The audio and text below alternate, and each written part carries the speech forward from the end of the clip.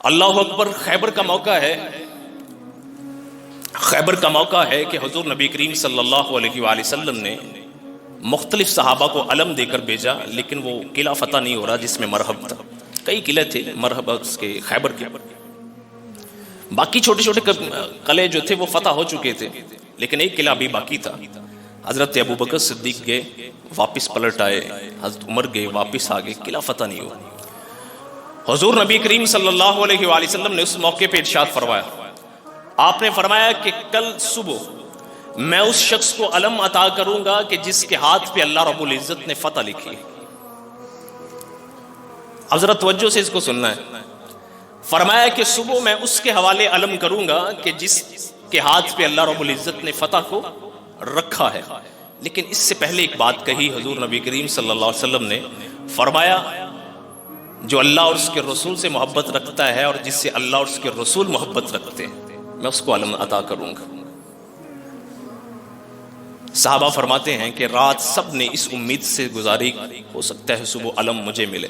خود عمر فاروق رضی اللہ تعالیٰ عنہ بیان فرماتے ہیں کہ اس سے قبل مجھ کو آج تک کبھی کسی عہدے کی تمنا نہیں ہوئی، لیکن اس رات مجھ کو بھی یہ تمنا تھی، ہو سکتا ہے صبح علم مجھ کو عطا کیا جائے۔ اتنی بڑی بشارت کہ میں صبح علم اس کو عطا کروں گا جو اللہ اور اس سے رسول سے محبت رکھتا ہے اور جس سے اللہ اور اس کے رسول محبت رکھتے ہیں اور جس کے ہاتھ پہ اللہ نے فتح لکھی ہوئی ہے۔ یہ کوئی چھوٹا اعزاز نہیں تھا۔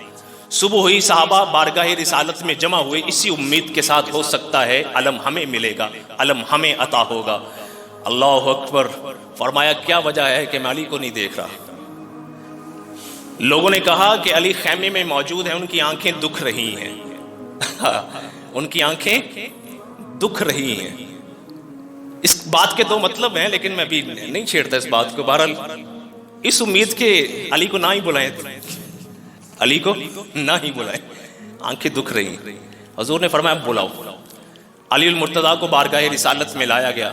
فرمایا علی حاضر کیوں نہیں ہوئے؟ یا رسول اللہ آنکھیں دکھ رہی ہیں، آنکھوں میں تکلیف ہے۔ حضور نبی کریم صلی اللہ علیہ وآلہ وسلم نے اپنا لعاب دہن نکالا، علی المرتضیٰ کی آنکھوں پہ لگایا، اور حضرت علی المرتضیٰ فرماتے ہیں کہ میری آنکھیں ایسی ہو گئی، کوئی درد رہا ہی نہیں۔ یہ حضور کے لعاب دہن کی برکت۔ فرمایا ایسی آنکھیں ہو گئی کہ کبھی درد رہا ہی نہیں۔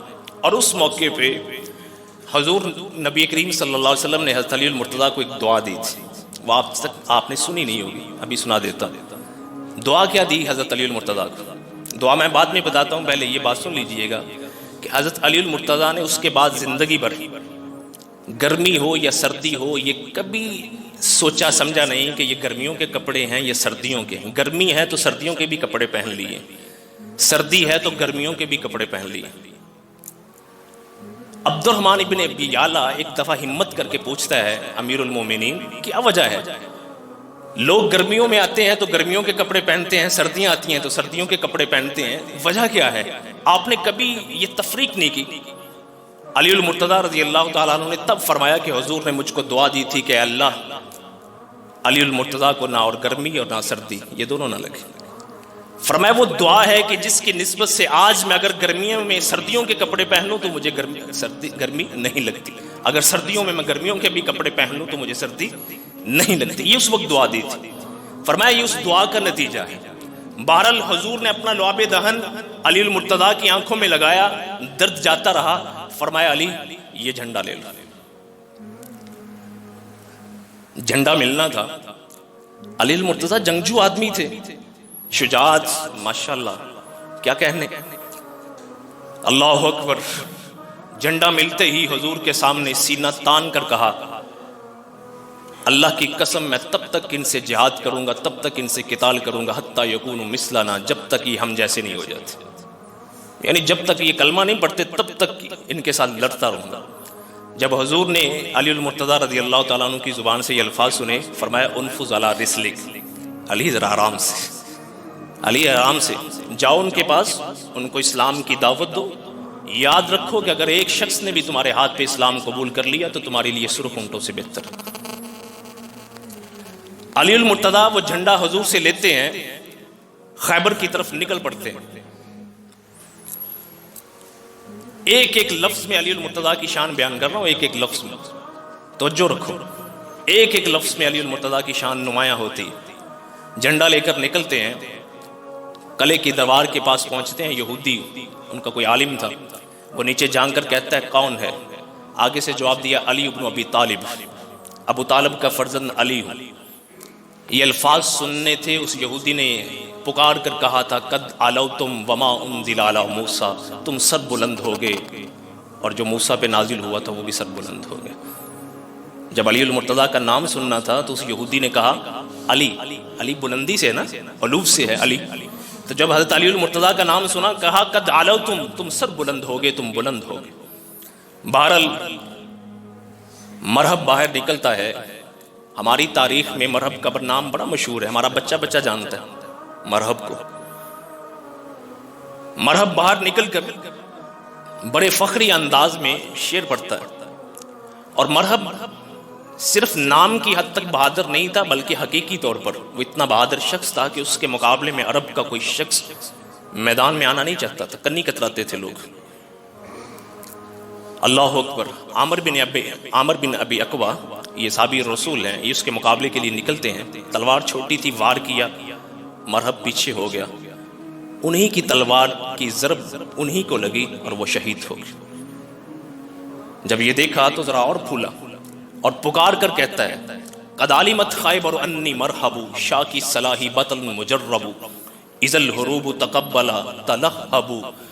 کہا خیبر جانتا ہے کہ میرا نام مرحب ہے, مجھ جیسا تجربہ کار بہادر کوئی بھی نہیں ہے.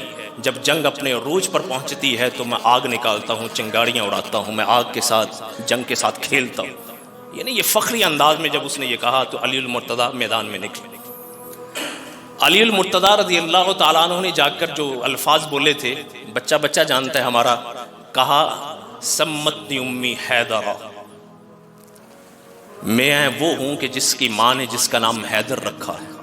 میں وہ ہوں کہ جس کی ماں نے اس کا نام حیدر رکھا. جب پیدا ہوئے علی المرتضیٰ رضی اللہ تعالیٰ عنہ, ان کی ماں سے یاد آ گیا. ابو طالب گھر نہیں تھے, ابو طالب گھر نہیں تھے. پیدا ہوا بچہ تو ماں نے جلدی جلدی میں نام رکھا اسد. ماں نے نام کیا رکھا؟ اسد. اسد کا مطلب کیا ہوتا ہے؟ شیر. اللہ اکبر. یہ میں بعد میں بتاتا ہوں کہ آپ کی ماں نے آپ کا نام اسد کیوں رکھا. ابو طالب گھر تشریف لائے, فرمایا بچے کا نام میں نے اسد رکھ دیا ہے. کہا کوئی اچھا نام نہیں ہے, علی نام رکھتا ہوں. تو ماں نے نام اسد رکھا, باپ نے نام علی رکھا. ماں نے نام اسد کیوں رکھا تھا؟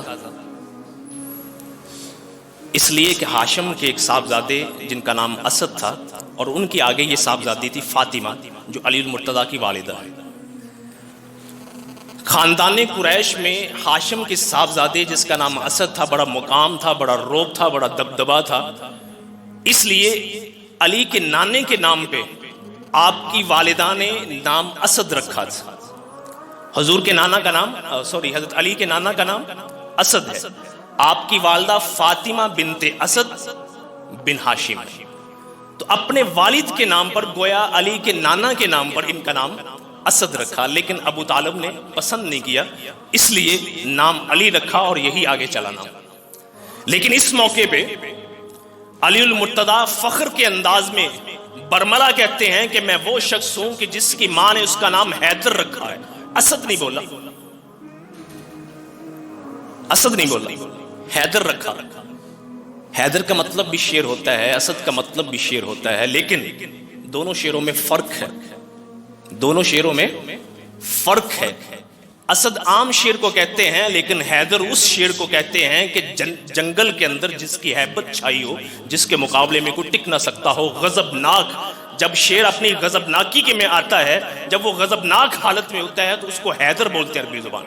فرمایا میں وہ غضبناک شیر ہوں کہ جس کی ماں نے اس کا نام ہی حیدر رکھا ہے. اللہ اکبر.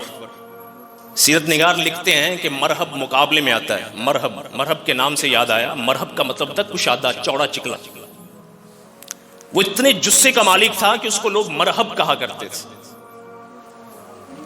تو جب وہ سامنے آتا ہے علی المرتضیٰ ایک ہی وار کے اندر اس کے 2 ٹکڑے کر کے اس کو پھینک دیتے ہیں اور وہ قلعہ فتح ہو جاتا ہے۔ سیرت نگاروں نے لکھا ہے کہ وہ خیبر کا جو دروازہ تھا علی المرتضیٰ رضی اللہ تعالیٰ عنہ اکیلے نے اس کو اکھاڑ پھینکا تھا، بعد میں 40، ایک روایت میں آتا ہے 80 لوگوں نے اس دروازے کو اٹھانا چاہا، اٹھا نہیں سکے۔ یہ علی المرتضیٰ ہے، یہ حضور کے حمایتی ہیں۔